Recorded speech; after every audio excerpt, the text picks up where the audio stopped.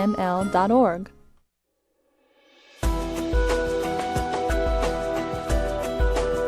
The cannabis community is a diverse set of people from all walks of life, conservative and liberal, black and white, straight and gay, rich and poor, and everyone in between. Learn more about the people we are freeing from adult marijuana prohibition in our Cannabis Community Chat.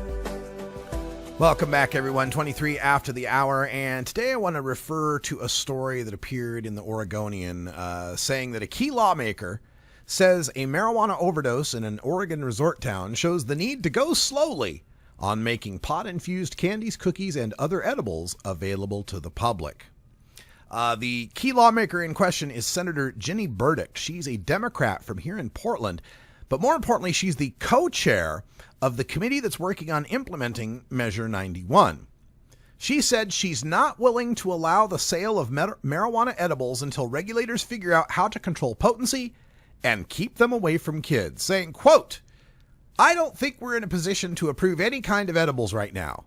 We have to figure out a way to package them, label them, and make sure people understand the dosage," end quote. Well, the case in question involves a 37-year-old woman in Sun River she's from Washington State. They find her slumped on the bathroom floor, pale and having trouble breathing. She was numb from the shoulders down. And she had eaten 3 marijuana candies that were shaped like raspberries that were brought by the other woman, another woman. That woman bought the candies in a shop in Washington.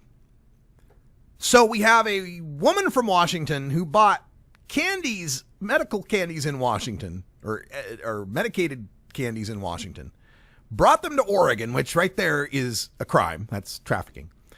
And ate too many of them and is complaining they weren't labeled well enough in Washington. According to the story, the candies were in a plastic snap top container with no packaging indicating how potent they were or how to use them. Now, of course, she refused to go to the hospital, later went home to Washington, and is apparently no worse for wear. As most people that overdose on marijuana find, it's not pleasant, but it doesn't kill you. But the problem I have with Senator Burdick's idea here is the same problem I've always had with people whenever they fear marijuana legalization. This idea that we can't approve any kind of edibles. We can't approve any kind of marijuana. We can't allow people to have this thing, as if allowing it is going to invent it. Clearly, they exist in Washington State. People are getting them and bringing them here to Oregon. That's what just happened, right?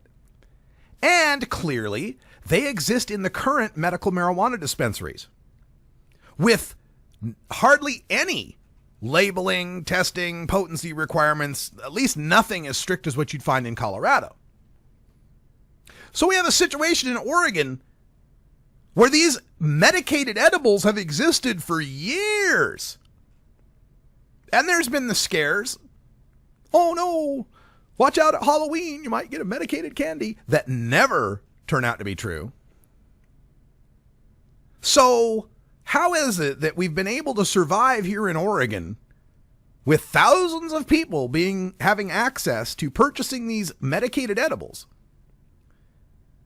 But it's going to be a problem if we allow non-card holding people to use them.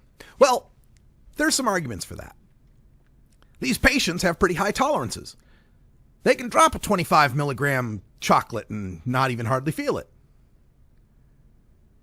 But the fact that the new consumer might be ignorant of the effects of medibles does not argue for banning them or not selling them.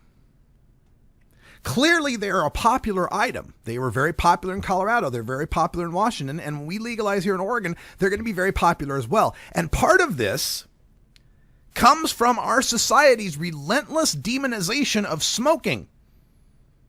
We've convinced people that smoking is an evil, terrible, icky, low-class thing. So you get a lot of these newbies whose last experience with marijuana was smoking a joint in Eugene, in the 80s. But now they think smoking is evil and icky and bad. So they're going to turn to the more natural, clean, healthy alternative of eating their cannabis, having no clue that eating the cannabis is 9 times more psychoactive because of its processing to 11-hydroxy-THC rather than delta-9, and that there's a longer onset time you have to be aware of. But none of this argues for banning it, because all that's going to happen if it's not available in the recreational pot shops, somebody's going to know a friend that's got a card who's going to go buy it for them at the dispensaries that have even less regulation and labeling requirements. Or they're going to buy some cannabis on their own and they're going to cook their own edibles, or they're going to know someone who makes their own edibles, and those edibles won't be labeled in any sort of way. And we'll introduce the possibility of contaminations and E. coli and all the other terrible food poisoning things that could possibly happen in an unregulated, unlicensed kitchen with untrained food handlers. No, Senator Burdick, we don't need to go slow on marijuana edibles. This overdose shows that we need to go fast on marijuana edibles. We need to quickly come up with rules and regulations, labeling and education, public service announcements, and consider public smoking lounges.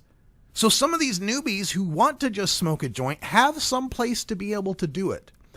All of these would be far better solutions than trying to cram the toothpaste back in the tube